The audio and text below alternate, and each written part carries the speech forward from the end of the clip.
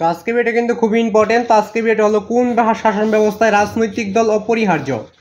তো কোন শাসন ব্যবস্থায় রাজনৈতিক দল অপরিহার্য এটা বলে দেবো। তো এর আগে তুমি নতুন হয়ে গেলে চ্যানেলটা সাবস্ক্রাইব করবে আর ফেসবুক পেজটা ফেভারিট করে রাখবে, অল নোটিফিকেশন অন করে রাখবে আর ভিডিও থেকে লাইক করবে। যারা ফেসবুক পেজ থেকে দেখেছো ফেসবুক পেজটা ফেভারিট করবে, অল নোটিফিকেশন অন করে রাখবে, ভিডিও থেকে লাইক করবে।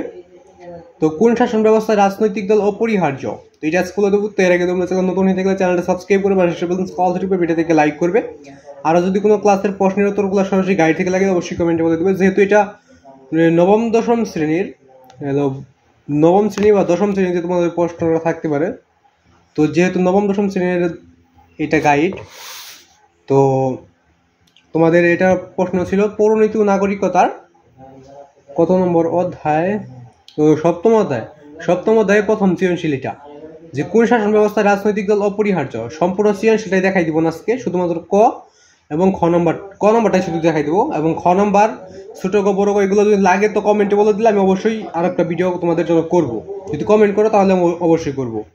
যদি কমেন্ট করো যে খ লাগবে, ছোট ক লাগবে, বড় ক লাগবে, যদি কমেন্ট করো তাহলে আমি অবশ্যই যে একটা কমেন্ট হলেই আমি ওই দিন আর ভিডিও করে দেব।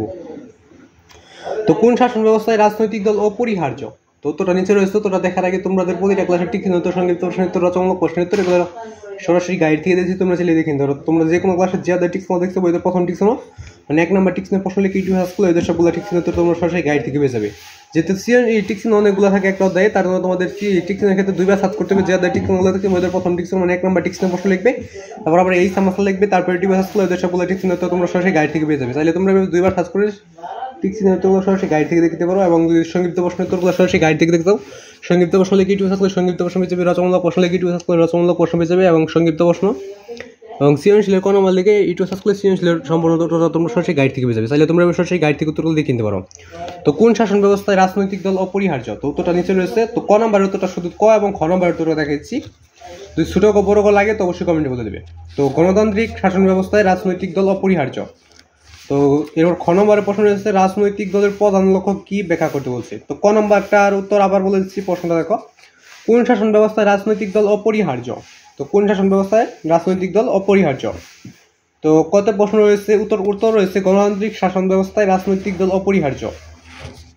খ নম্বর প্রশ্নে রাজনৈতিক দলের প্রধান লক্ষ্য কি ব্যাখ্যা করতে বলছে। তো খ নম্বরের উত্তরটা দেখে নেওয়া যাক, তারপর ভিডিওটা অফ করে দেবো। তোমরা ভিডিওটা থামিয়ে লিখে নিতে পারো বা স্ক্রিনশট দিয়ে নিতে পারো। রাজনৈতিক দলের প্রধান লক্ষ্য হচ্ছে ক্ষমতায় গিয়ে দলের নীতি ও আদর্শ অনুযায়ী দেশ পরিচালনা করা এবং নির্বাচনী কর্মসূচি বাস্তবায়ন করা এবং নিয়মতান্ত্রিক পদ্ধতিতে রাষ্ট্রের ক্ষমতা লাভের মাধ্যমে সরকার গঠন করা ও নির্বাচনে যে রাজনৈতিক দল সংখ্যাগরিষ্ঠতা অর্জন করে সেই রাজনৈতিক দল সরকার গঠন করে এবং নির্বাচনের সময় জনগণকে দেওয়া প্রতিশ্রুতি পালনে মনোনিবেশ করে। তাই জনগণকে বিভিন্ন ধরনের প্রতিশ্রুতি দানের মাধ্যমে জনগণের আস্থা লাভ করা হচ্ছে রাজনৈতিক দলের প্রধান লক্ষ্য পূরণের একটি অন্যতম পূর্বশর্ত।